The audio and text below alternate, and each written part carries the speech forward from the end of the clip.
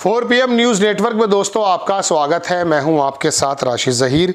सबीर भाटिया एक ऐसा व्यक्ति था, जीमेल से पहले हॉटमेल आई थी, फ्री में मेल करने की व्यवस्था बनाया गया था किसी के कॉर्पोरेशन के साथ। माइक्रोसॉफ्ट ने उसे खरीद लिया। उसका एक डायरेक्टर का बयान आया, उसने ये कहा कि जो जीडीपी दिखाता है भारत की, ये झूठ बोलती है भारत की सरकार। आपको ये खबर मेन स्ट्रीम मीडिया के लोग नहीं दिखाएंगे, आपको समझना चाहिए। और उसके बाद मैं आपको थोड़ा सा ये बताना चाहता हूँ कि 15-15 लाख का जो जुमला था उसे तो छोड़ दीजिए, 2 करोड़ की नौकरी का जुमला था उसे तो छोड़ दीजिए। मौजूदा हालात क्या हैं, ये बिजनेस स्टैंडर्ड की खबर है दोस्तों। और उसमें लगा कि India is lying about GDP. India, Bharat झूठ नहीं बोल रहा है। भारत के अंदर सरकार को चलाने वाले झूठ बोल सकते हैं, मेरा भारत कभी झूठ नहीं बोलता। वो लिख रहा है India is lying about GDP. Hotmail founder Sabir Bhatia, एक पॉडकास्ट में ये बंदा है कि उसने कहा कि इंडिया मस्ट रीथिंक, उसको दोबारा सोचना चाहिए द वे इट मेजर्स, जो उसका नापने का तरीका है इकोनॉमिक प्रोग्रेस को, और प्रिपेयर करना चाहिए serious changes in work culture if he wants to compare with China. अगर चाइना से कंपैरिजन करना चाहते हो, अपने मापदंडों को बदलना होगा, झूठ को भी बदलना होगा। ये मैं बता रहा हूँ, ये पूरा बयान है को फाउंडर हॉटमेल सबीर भाटिया। उनसे क्वेश्चन किया गया India method of calculating GDP in recent podcast. Arun Kumar Delhi university में नहीं, शायद जेएनयू में है, एक अर्थशास्त्री हैं, बड़े शानदार, बड़े ज़बरदस्त नज़र रखते हैं। एक ज़माने से ये कहते हैं कि आपको जो डाटा दिया जाता है, दरअसल ये झूठा डाटा है। झूठा डाटा कैसे है? उन्होंने ये कहा कि जीडीपी और ये तमाम चीज़ों को जो आपको बताया जाता है, 93% जो एमएसएमई है, लघु उद्योग, वो तो इसमें लिस्टेड ही नहीं होती है।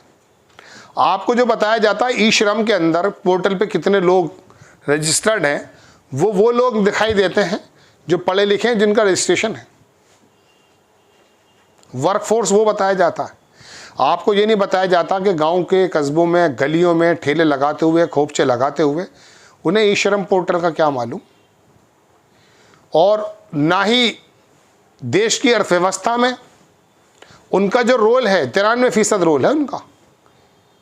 ये जो आपको दिखते हैं ना, ये टाटा बिरला, अंबानी, घटानी, अबानी जो भी हैं, ये इनके तो बारे में सोचना छोड़ दो।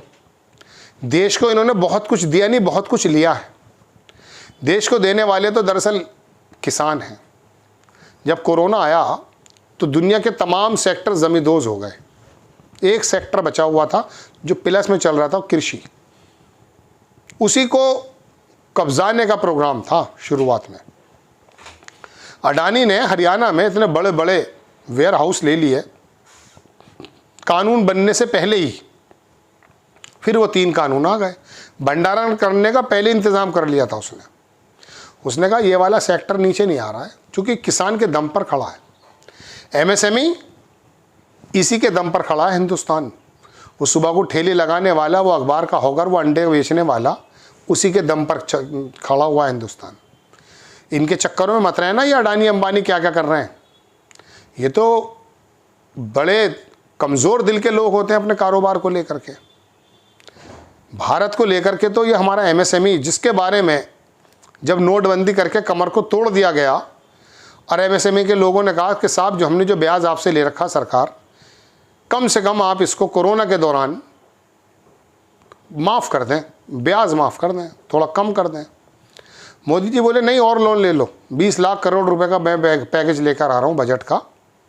उन्होंने कहा महामहिम, हमसे तो पुराना नहीं उतर रहा है आपसे, लेकिन वो माफ़ नहीं हुआ है।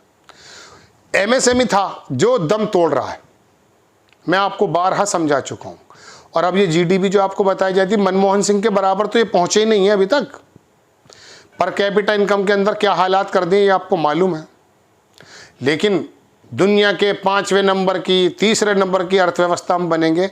आप पूरी सरकार के तंत्र को हटा दो, अधिकारियों को चलाने दो। 140 करोड़ की जनता, हमारा इतना बिजनेस है कि हम 3रे पे, 2रे पे, 4थे पे पहुँच जाएंगे अपने आप। इसमें ज़रूरत नहीं है सरकार की। इसमें आप अब्दुल जो पंचर लगा रहा है उसको भी प्रधानमंत्री बना दोगे तब भी पहुंच जाएगी, वो एक अलग मैटर है। लेकिन आप ये बताइए कि बांग्लादेश हुआ, इंग्लैंड हुआ, या जो बांग्लादेश तो बर्बाद हो गया, पिछले दिनों उसका पर कैपिटा इनकम भी अच्छा था हमसे। इंग्लैंड को जिनको हम हटा करके 5वें नंबर पे पहुँचे हैं, 4थे नंबर पे जाने की तैयारी है, जो भी है, वहाँ का पर कैपिटा इनकम क्या है? चीन से करो ना कंपैरिजन। 90 में आपके साथ खड़ा था, अमेरिका को हटाने को तैयार है, और आप कहाँ पर हैं? यात्राओं में, प्राण प्रतिष्ठा में, पलायन में, सफ़ेद कपड़ों में, गौशाला में, गौ हत्या में, मंदिर मस्जिद में, काशी मथुरा में, हिंदू राष्ट्र में, आरएसएस के प्रांगण में, गुरु गोलवलकर के पैरों में, यहाँ पर हो। कहाँ पे क्या चल रहा है मालूम है कुछ? पाकिस्तान जैसा अजीबोगरीब मुल्क, कल वहाँ का एक डेलीगेशन बहुत भारी अमेरिका जाने की तैयारी कर रहा कि साहब टैरिफ क्या लगाया? तुम्हारे मुंह से शब्द नहीं निकल रहे। 3% लेता था अमेरिका, 17% लेते थे हम। टैरिफ था हमारा अमेरिका को लेकर। अब उसने लगा दिया 26। अब कह रहा 10 से शुरुआत तो होगी, 13 पे 3 पुराना है, 13 हो गए, तुम 17 से नीचे आ जाओ। तो कहने का मेरे मतलब यह है कि बोलने का 2 शब्द नहीं है, विश्व गुरु बनते हैं। और अब यूरोप, पूरा यूरोप ने तय किया है, बल्कि उसका जो विदेश मंत्री है चाइना का, वो यूरोप के उससे मिल रहा है, मुलाकातें चल रही हैं, हम तुम्हारी ज़रूरतें पूरी कर रहे हैं। कोरिया, जापान और चीन एक प्लेटफॉर्म पर आ गए हैं और अमेरिका को बाकायदा जवाब देने की तैयारी है। उसने यूरोप पर लगाया, यूरोप ने भी 25% लगा दिया है। उसने 50% बढ़ाया है, पहले 34 था, कह रहे 50 में और लगा दूंगा, 104% कर दिया। चाइना ने 84% लगा दिया। डर नहीं रहा है। कहने का मतलब दोस्तों ये है, और आप क्या कर रहे हैं? नहीं, हम ज़रा सा देख रहे हैं, हम ज़रा सा सोच रहे हैं। सोचने से कुछ नहीं होगा। चाइना पूरी दुनिया की ज़रूरत पूरी करने के लिए तैयार बैठा है, कर रहा है। यूरोप में उसके पैर फंसार दिए, पूरे मध्य एशिया से लेकर के वो यूरोप के गेट तक चला गया। आप कहाँ पर गए? मंदिर के गेट पे। अभी क्या करेंगे? वक्फ बिल, ट्रंप का तोड़, वक्फ बिल की ज़मीनें हथियाना। ये ट्रंप का तोड़, ले लो। मौलाना से तो वैसे कह देते, दे देते बेचारे कि जी लड़ाई दरअसल ट्रंप से है, या आपके कब्रिस्तान चाहिए, ले लो। फिर वो ऑर्गेनाइज़र ने हटा दिया अपना, वो लगाने के बाद कह रहे ईसाइयों पे भी बहुत सारा माल है। 17 करोड़ हेक्टेयर बताया है, एकड़, 7 करोड़ हेक्टेयर और 17 करोड़ एकड़, हिसाब भी लगा रखा है आरएसएस ने। भाई वाह, क्या बात है। लाठियाँ भांजते भांजते हमें लगा हिसाब भी लगाने लगे आप। हम तो सोच रहे थे कि हिंदू मुसलमानी करोगे, वो ईसाइयों पे भी आ गई है बात। हटा लिया है फ़िलहाल, कहीं दूसरे लोग नाराज़ ना हो जाएं। तो दोस्तों ये झूठ है जो जीडीपी आपके सामने ये कह रहे हैं समीर भाटिया। आपको खबर कैसी लगी अपनी राय कमेंट्स बॉक्स में ज़रूर दीजिए। चैनल को सब्सक्राइब कीजिए, शेयर कीजिए। नेक्स्ट टाइम मैं किसी खबर के साथ हाजिर होता हूँ। जय हिंद।